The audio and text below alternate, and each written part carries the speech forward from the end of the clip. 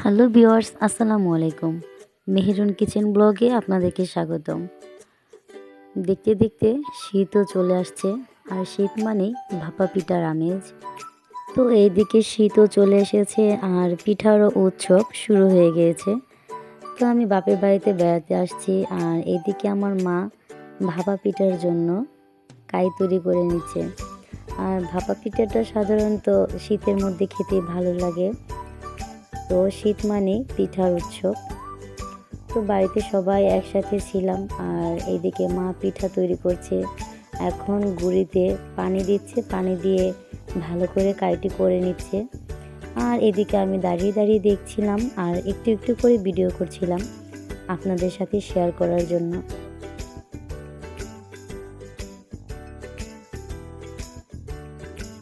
আর মা এখন অল্প অল্প করে পানি দিচ্ছে আর কাইটা করে নিয়েছে। সবটা পানি একেবারে দিচ্ছে না, একটু একটু করে পানি দিচ্ছে।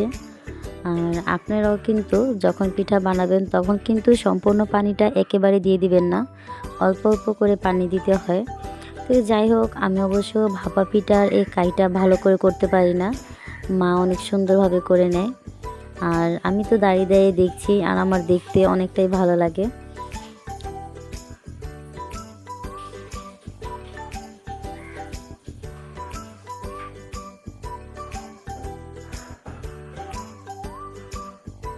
আর সাধারণত এই ভাপা পিঠার কাইটা করতে তেমন কিছু লাগে না, শুধু লবণ আর একটু পানি হলেই হয়ে যায়। আর এই তো এখানে আমি কিছুটা মিঠাই কুচি করে রেখেছি, আর এখানে রয়েছে নারিকেল। আর এখন পিঠা বানানো স্টার্ট হয়ে গেল। মা এখন ছোট্ট একটি পিঠার শেপে বাটি নিয়ে নিয়েছে, বাটিতে অল্প করে কিছুটা গুঁড়ি নিয়ে নিল, আর এখন দিয়ে দিচ্ছে নারিকেল। এখন দিয়ে দিচ্ছে মিঠাই। মিঠাইটা যে যেমন মিষ্টি খান তেমন পরিমাণ মতো মিঠাইটা দিয়ে নেবেন। তো এরপর মা ওপরে আবারও কিছুটা গুঁড়ি দিয়ে দিল। এখন দিয়ে দিচ্ছে আবারও নারিকেল। মা 2 ধাপে পিঠাটা তৈরি করে নিচ্ছে, কারণ পিঠাটা একটু বড় হবে, যার কারণে 2বার করে নিল। এখন আবারও উপরে মিঠাই দিয়ে দিল। এখন সব শেষে মিঠাইয়ের উপরে আবারও কিছুটা চাউলের গুঁড়ি দিয়ে দিবে।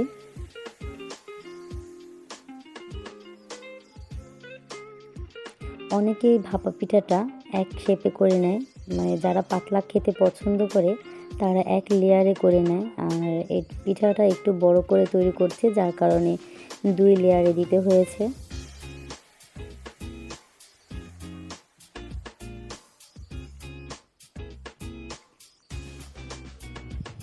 এই তো হয়ে গেলে এখন একটি জালির সাহায্যে বাটিটাকে ভালো করে আটকিয়ে নিচ্ছে।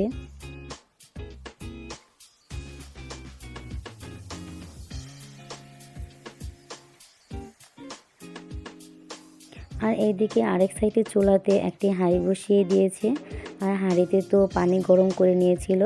তো ফুটন্ত গরম পানির মধ্যে ভাপা পিঠাটা দিয়ে ঢাকনা দিয়ে ঢেকে দিলাম, আর কিছুক্ষণ পরে বাটিটা তুলে নিব।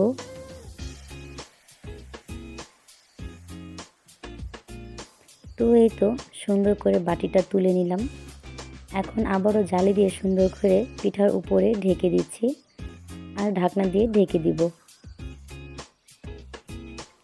এইদিকে আরেকটা বাটিতে পিঠার জন্য কাই নিয়ে নেওয়া হচ্ছে। তো এখনও এক এক করে সুন্দর করে প্রথমে গুঁড়ি দিয়ে দিল, এরপর আবারও মিঠাই দিয়ে দিচ্ছে। আর এখনের পিঠাটা কিন্তু আমি তৈরি করছি, প্রথমটা মা তৈরি করেছিল। তো মা আমাকে দেখিয়ে দিচ্ছিল কোনটার পরে কোনটা দিতে হয়। এখন আমি নারকেল দিয়ে দিচ্ছি, এরপর দিয়ে দিচ্ছি পরিমাণ মতন গুঁড়ি। এখন দিয়ে দিচ্ছি আবারও মিঠাই। আমি মিঠাইটা মানে মিষ্টি একটু বেশি খাই, যার কারণে মিঠাটা একটু বেশি দিয়েছি। আর এখন আবারও কিছুটা নারকেল দিয়ে দিলাম উপরে। আমিও এটাকে 2 লেয়ারে করে নিচ্ছি পিঠাটা। আপনারা চাইলে 1 লেয়ারেও পিঠাটা তৈরি করে নিতে পারেন। তো হালকা হালকা চেপে নিলাম। মা আমাকে সাইডে থেকে বসে দেখাচ্ছিল যে এইভাবে এইভাবে দাও, তো আমিও ওরকমটাই করে নিচ্ছি। এই তো দেখুন সুন্দর হয়েছে কিন্তু। তো এখন আমি ঢাকনাটা তুলে প্রথম যে পিঠাটা দিয়েছিলাম ওই পিঠাটা হয়ে গিয়েছে, এখন আমি তুলে নিচ্ছি। তো এই তো দেখুন আমার পিঠাটা কিন্তু হয়ে গিয়েছে। এই তো দেখুন আমার পিঠাটা কিন্তু মাশাআল্লাহ অনেক সুন্দরভাবে হয়েছে।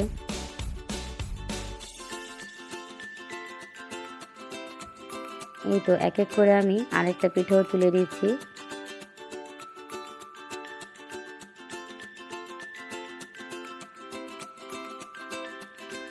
মা বলেছিল আমি নাকি পিঠাটা তুলতে পারবো না, ভেঙে যাবে, কিন্তু না, মাশাআল্লাহ অনেক সুন্দরভাবে আমি তুলতে পেরেছিলাম। তো এখন আরেকটি পিঠা আমি দিয়ে দিলাম, এখন আবার ঢাকনা দিয়ে ঢেকে দিচ্ছি। 5 মিনিট পর এসে ঢাকনাটা তুলে নিলাম।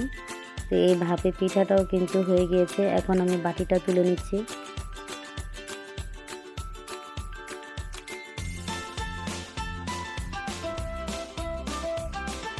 এরকম পিঠা দেওয়ার 2-3 মিনিট পর বাটিটা তুলে নিলে পিঠাটা কিন্তু সুন্দরভাবে থাকে, অ্যাকুরেট থাকে, ভেঙে যায় না। এই তো দেখুন অনেক সুন্দরভাবে কিন্তু পিঠাটার থেকে আমি বাটিটা তুলে নিলাম। এখন আর 2 মিনিটের মতন আমি রাখবো।